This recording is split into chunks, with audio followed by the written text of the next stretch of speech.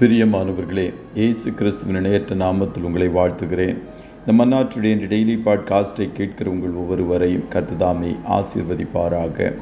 எசேக்கியேல் 36வது அதிகாரம் 11வது வசனம் இப்படியாய் கூறுகிறது: உங்கள் மேல் மனுஷரையும் மிருக ஜீவன்களையும் பெருகி பலுகும்படி வர்த்திக்க பண்ணுவேன். பூர்வ நாட்களில் நீங்கள் இருந்த நிலைமையில் நான் உங்களை ஸ்தாபித்து உங்கள் முந்தின சீரை பார்க்கலும் உங்களுக்கு நற்சீர் உண்டாகச் செய்வேன். அதனால் நான் கர்த்தர் என்று அறிந்து கொள்வீர்கள் என்பதாக.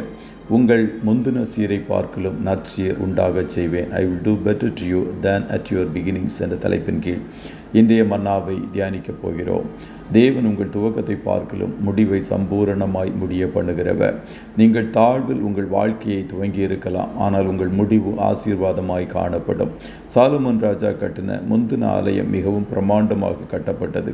அது இடிக்கப்பட்டு பின்னாட்களில் சர்வாபேல் அதை திரும்ப எடுத்து கட்டின வேளையில் அது அவ்வளவு பிரமாண்டமாய் இல்லாதிருந்தும் ஆண்டவர் பிந்தின ஆலயத்தின் மகிமை பெரிதாயிருக்கும் என்று கூறினார்.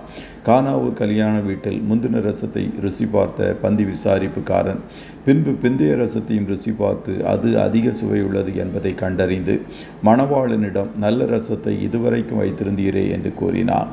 யோபுவுக்கு 7000 ஆடுகளும் 3000 ஒட்டகங்களும் 500 ஏர்மாடுகளும் 500 கழுதைகளும் ஆகிய மிருக ஜீவன்கள் இருந்ததுமன்றி திரளான பணிவிடைக்காரரும் இருந்தார்கள். ஆகியால் அந்த மனுஷன் கிழக்கத்தி புத்திரர் எல்லாரிலும் பெரியவனாயிருந்தான். ஆனால் கர்த்தர் யோபின் முன்னிலைமையை பார்க்கலும் அவன் பின்னிலைமையை இரட்டிப்பாய் ஆசீர்வதித்து கனப்படுத்தினார். கர்த்தருடைய பிள்ளைகளே, உங்கள் முந்தின சீரை பார்க்கலும் பிந்தின சீர் அதிக ஆசீர்வாதமாய் காணப்படும். அதற்கு நீங்கள் செய்ய வேண்டியது தாழ்வில் உங்களை நினைத்த தேவனை அதிகமாய் துதித்து அவரை சார்ந்து ஜீவிக்க பழகுங்கள். நம்முடைய தாழ்வில் நம்மை நினைத்தவரை துதியுங்கள், அவர் கிருபை என்றும் உள்ளது என்று சங்கீதக்காரன் சங்கீதம் 136:23 கூறினார். அநேக நேரங்களில் நம்முடைய தாழ்வில் நமக்கு உதவி செய்து உயர்த்தின தேவனை ஐஸ்வர்யம் விருத்தியாகும் போதும் அந்தஸ்துகள் பெருகும் போதும் மறந்து விடுகிறோம்.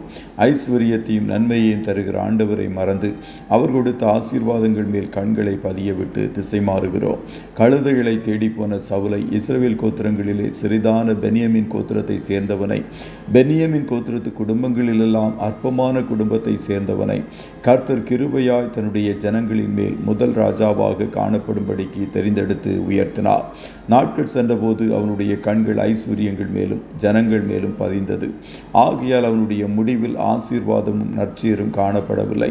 கர்த்தரை சார்ந்து அவருடைய கிருபையையும் ஈவுகளையும் உணர்ந்து அவரை அண்டிக் கொண்டு நீங்கள் வாழும்போது உங்கள் வாழ்க்கையில் காணப்படுகிற தரித்திரங்களும் நஷ்டங்களும் பற்றாக்குறைகளும் கொஞ்சம் கொஞ்சமாக மாறும்.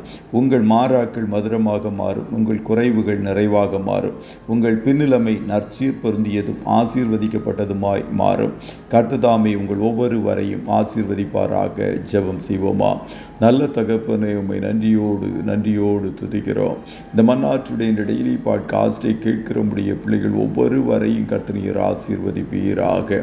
ஆண்டவரே, உடைய பிள்ளைகள் ஒவ்வொருவருடைய முந்தின சீரை பார்க்கலாம் பிந்தின சீர் அதிக நற்சீராய் காணப்பட போகிறதே, அதற்காய் கோடி ஸ்தோத்திரம். இவர்கள் முன்னிலைமையை பார்க்கலும் இதுவரை இவர்கள் கடந்து வந்த பாதைகளை பார்க்கலும் இனி இவர்களுடைய பின்னிலைமையானது அதிக ஆசீர்வாதமாய் நன்மைக்கு ஏதுவாய் கர்த்தர் மாற்றப் போகிறீர். அதற்காய் உமக்கு நன்றி செலுத்துகிறோம். அப்பா, இவர்கள் அத்தனை பேரும் உம்மை சார்ந்து உம்மை அண்டி கொண்டு உம்மை பற்றி கொள்ள கர்த்தர் ஒவ்வொருவருக்கும் துணை செய்வீராக. எங்களுக்கோ உம்மை அண்டி கொண்டிருப்பதே நலம், உம்முடைய பாதத்தில் அமர்ந்து நல்ல பங்கை தெரிந்து கொள்வதே நலமாய் காணப்படுகிறது என்பதை அறிந்து இன்னும் உம்மை நேசிக்க, இன்னும் உம்மை ஆராதிக்க ஒரு அர்ப்பணிக்கப்பட்ட ஜீவியம் செய்ய கிருபை தாரும். இன்றைய தினம் நம்முடைய பிள்ளைகள் கையிடுகிற வேலைகளை ஆசீர்வதியும், போக்கிலும் வரத்திலும் உடனரும் கண்மணி போல காத்திருடும். ஆட்டுக்குட்டியானவருடைய இரத்தத்தின் பாதுகாப்பிற்குள்ளாய் ஒவ்வொருவரையும் கொடுத்து இயேசுவின் நாமத்தில் வாழ்த்தி ஜெபிக்கிறோம் நல்ல பிதாவே. ஆமென்.